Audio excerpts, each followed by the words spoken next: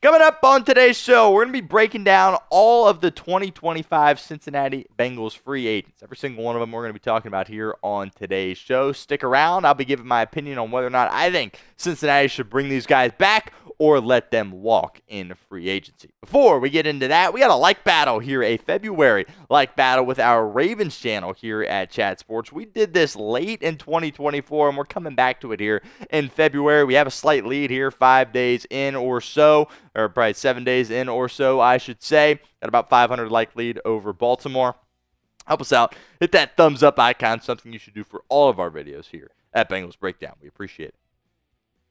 First guy we will talk about here is B.J. Hill. Let's start on defense here. Hill, of course, 30 years of age. It's been well documented Cincinnati does not like to give guys an additional contract when they are above the age of 30. The new defensive staff that works against a guy like B.J. Hill, right? Obviously, Al Golden has been here before, but there's lots of new faces there on that defensive staff, and I think that works against him.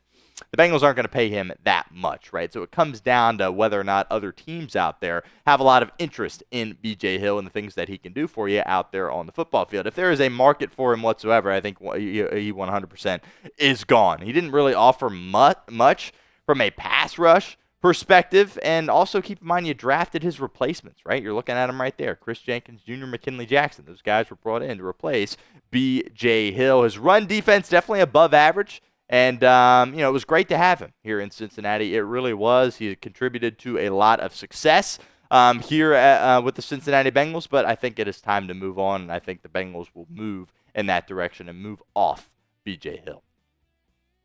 Joseph Ossai, next guy up here. A couple of noteworthy things about Joseph Ossai. He's 25 years old. He will draw interest, certainly, from teams around the league. 25-year-old pass rusher with some sacks to his name. Certainly something a lot of teams find intriguing. Also of note, he beat out Myles Murphy, right? Myles Murphy, your 2023 first-round pick. When, Hubbard was kind of phased out of what you were doing defensively, Ossai went and took that job. I think that certainly is something that is noteworthy. I'm very confident, and I say this very clearly, that I don't think the Bengals should spend big on Joseph Ossai. I really don't. He won from time to time, but he didn't win enough. When he was able to get home, it was really just from effort and continuing to work through the play. I don't think from a skill perspective necessarily beating guys, rushing the quarterback. I don't think, he really has that great of an ability. Also, keep in mind that David Mulgeta is his agent. That was, T. Higgins' former agent. Dave Mulgeta, Jesse Bates' agent, right? He hasn't had a player or client come to terms with the deal with Cincinnati before. I am moving off of Joseph Ossai, and I hope Cincinnati does as well. He's going to garner a decent-sized contract in free agency. Bengals better not give it to him. Next guy, Mike Hilton. This one's tricky. This one, I think, is definitely the toughest one we have talked about yet. So kind of to recap here, I'm ready to move off B.J. Hill and move off Joseph Ossai. Mike Hilton, he's really good in the run, right? He's really, really good in the run. This guy's 31 years old, but he hasn't really shown his age too much. But guarding receivers, he certainly has. Anarumo went off him on third down. He was off the field for third down, so that certainly is something that is noteworthy. You've got young corners all over the place, which in my opinion, that's more reason to keep him, because I think you need at least one veteran back there. And I would bring him back at the right price. I really would. You got to make sure that you kind of separate your feelings when you're obviously going through with these negotiations. He's been a part of incredible success here in Cincinnati. He's one of the faces of this Bengals defense over the past couple of years. You think about that Super Bowl run, that AFC Championship run the year after. Really incredible stuff there from Mike Hilton. It's going to be a tough call. Me personally, I would bring him back at the right price. But if another team wants to throw a bunch of cash at him, you can't afford to do that. Pin comment time. What would you do with Mike Hilton? Let me know in the comments. Type K if you want to keep him. L if you want to let him leave. That ad comes here on YouTube. Totally fine. Take advantage of it. Get down in the comments and sound off for us. Next up here is Von Bell. So he actually is only 30 years of age, a year younger than Mike Hilton, but the age is catching up a lot quicker with Von Bell. Look, I love the experiment, right? He was great in Cincinnati, his first run here, and then he went to Carolina. You kind of moved off him then because, he is showing age. You brought him back. I was fired up about it. it didn't work out. It is what it is. Second half of the year, you went off him. You went with Jordan Battle, and that's just kind of the way things worked for you from Von Bell's perspective. I would be shocked if he was back, and I would say there's probably little to no chance that we see Von Bell back in 2025, but certainly had an incredible run with the Cincinnati Bengals. Akeem Davis-Gaither, next guy up on our list here. Look, he had an opportunity here. He was playing under a one-year deal. The Bengals gave him a one-year deal going into last season. When Logan Wilson went down, he had an opportunity to come in and really make a statement and really make himself some money for the future. He was not able to do that. In fact, when you're talking yards after catch as a linebacker, that's something that Logan Wilson struggled with before he got hurt, but it got even worse when Akeem Davis-Gaither came in there. There's some valuable special team stuff he can do for you, but new coordinator, new staff defensively, you're looking for some new guys in that room. I would be shocked if the Cincinnati Bengals opted to bring back Akeem Davis-Gaither.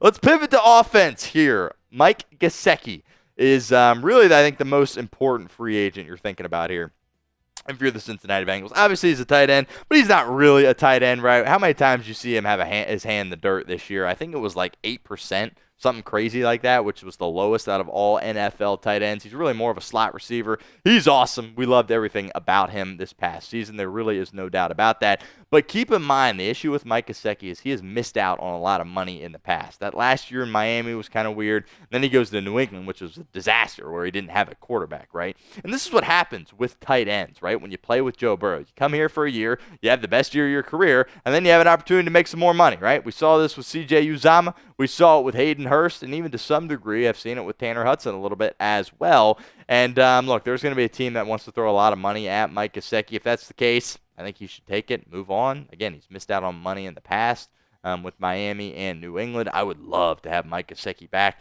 in 2025. I am not sure you're going to be able to do it, but I definitely think this Bengals offense, or organization rather, should do their best. We'll continue with our free agent breakdown here in a moment, but first, want to give a shout-out to our friends over at Game Time. Today's show is presented by Game Time. Game Time is a new feature. It's called Game Time Picks. Makes getting tickets to see your favorite teams play live even easier. Filters out all the fluff. Show you only incredible deals on great seats, so you don't have to waste time searching through thousands of different tickets. My two favorite features on Game Time. The seat views. Get a panoramic view from your seat in the app before you buy with Game Time. Spring training right around the corner. You want to go see those Cincinnati Redlegs down in Goodyear, Arizona. Do so via the Game Time app. The best place to buy tickets to any single event. So take the guesswork out of buying tickets with Game Time. Download the Game Time app. Create an account. Use code CHATSPORTS for $20 off your first purchase. Terms apply. But again, create an account. Redeem code CHATSPORTS for $20 off. Download Game Time today. Last minute tickets, lowest prices, all guaranteed. Next up here is Cody Ford, sticking to the offensive side of the football. Obviously, the Bengals really like his versatility, right? What he was able to do on the interior. This is a guy that's a guard, but he bumped out the tackle for you a lot. And he was horrible in pass protection, though. Absolutely horrid in pass pro this season for the Cincinnati Bengals. Obviously an area you're looking to improve. Now, the organization really likes Cody Ford. They like him a lot. And I wouldn't be surprised if they tried to bring him back, but I really wouldn't be trying to bring him back, to be completely honest with you. I'm looking for new faces, new bodies in there in your interior, your offensive line. But if you want him to be your sixth offensive lineman, I guess that is okay, but he better not be walking out there on week one as a starter. Next up here, Cam Sample.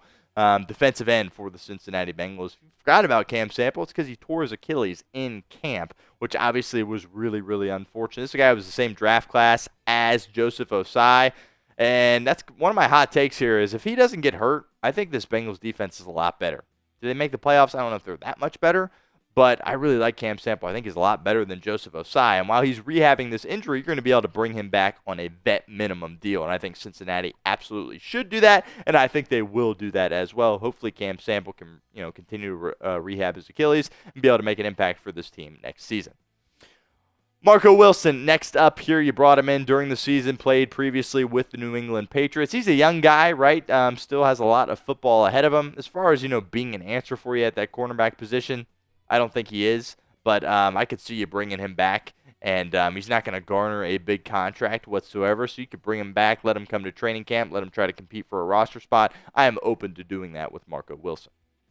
We'll be here all off season long. Don't miss any of our coverage here at Bengals Breakdown. Hit that sub button, youtube.com/BengalsTV. Jay Tufele, next up here, interior defensive line guy for the Cincinnati Bengals. This guy was a cut candidate coming into the season. Credit to him for making the team, gotten through it. He had opportunities throughout the season to make an impact. Wasn't great, but he was credit to him for fighting through and making the roster. I would be surprised if he was back. You got plenty of young guys at that defensive tackle spot. McKinley Jackson, Chris Jenkins Jr., all of which are going to have a role going forward. I think Jay Tufele probably going to get phased out of the organization.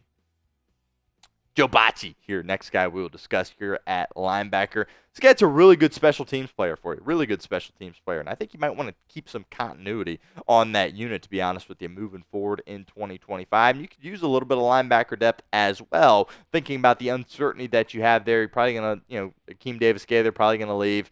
You got a decision to make whether or not you're cutting Jermaine Pratt or not. You got Muma Jongmeda, your undrafted guy out of Wisconsin from last year, who I really like. But I would like to keep Joe Bachie. He's not going to cost you much whatsoever. Solid special teams player for you. I'd bring him back. Trent Brown, interesting one here. We used to spend so much time talking about Trent Brown, but they tore that patellar tendon. I believe it was week 3 or 4 in the NFL season. We really haven't heard from him since. So it's going to be kind of up to him what he decides. I think there's been some speculation that he might just hang it up and retire. We'll have to see what kind of shape he's in after he rehabs this injury. I think there's a chance you bring him back, but more than likely you're probably going to move off of Trent Brown as well. Tanner Hudson, next guy up on this list. He's a guy that was a solid backup for you at that tight end spot. I think he gets a bad rap, and partially my fault for coming on here talking about him the way I did after week 1, right? He's really, if you had to pick one reason why you lost the Patriots game, there were several reasons. You didn't show up ready to play, yada yada. If he doesn't fumble that ball, you don't lose that game probably. So, I think he did some stuff in good spots. He also gets bad rap for the 2-point play in Baltimore. I don't really understand that. I don't think that was his fault whatsoever. You should be more mad at the officials for not making the right call there on Joe Burrow, but I digress. Tanner Hudson, solid backup. You got questions there at tight end, not knowing what you're going to have from Mike Gesicki perhaps leaving, and Eric All Jr. missing the season as well. I think the Bengals probably bring back Tanner Hudson. Khalil Herbert, interesting one here. Of course, you traded for Herbert at the trade deadline, getting rid of a 7th-round pick in the process. Probably going to move on from Khalil Herbert. The organization likes him. Burrow likes him. Real cerebral guy. Does some good things for you. But I think you're going to retool this running back room. In fact, Chase Brown might be the only guy on this depth chart that really is back for the Cincinnati Bengals football team. I would imagine they're going to draft a guy late, but I wouldn't be surprised if they opted to either bring back Herbert or not cut Zach Moss. Maybe one of those two guys would be back, but I'm probably going to move off of Khalil Herbert. Probably going to move off this next guy too as well, Travion Williams. He's had a really nice run here in Cincinnati. Believe it or not, did not have any carries in 2024. I believe he's been here for about 6 years or so. People like what he can do on special teams. Clearly, he's a great teammate and great in the film room and the locker room, things like that, if he's been able to stick around this long. But that may have been his final year for in Cincinnati for Travion Williams. Chris Evans, next up on this list. He's a guy that when he was drafted out of Michigan several years ago, had high expectations that he was going to be able to come in and make an impact. For whatever reason, was not able to get out on the football field. I think the coaches just didn't trust him. Not going to compare him to Jermaine Burton like that at all, because that's a totally different story. But, some issues there, executing the playbook, I guess, was kind of an issue for Chris Evans. Hopefully he was going to, come in and, make up for that here in 2024. Unfortunately, he gets hurt. He tears his patellar tendon. Cincinnati probably moving off of him. Cal Adamitis, your long snapper here. Yeah, you had some issues in the kicking game, but it really wasn't because of snap issues. I think the Bengals really like Cal Adamitis. No unplayable snaps in 2024. He'll be back next season for the Bengals. Cade York, a restricted free agent here. He was replaced. By the way, Cal Adamitis was a restricted free agent as well. He was replaced. He replaced Evan McPherson. Had some good moments. Did have the missed kick against Denver. We'll see what his future looks like. But ultimately, they're going to go back to Evan McPherson at that kicker position. Now, the ERFAs that we will get into here, there are 3 guys, Ryan Rico, Cam Grandy, and Jackson Kirkland.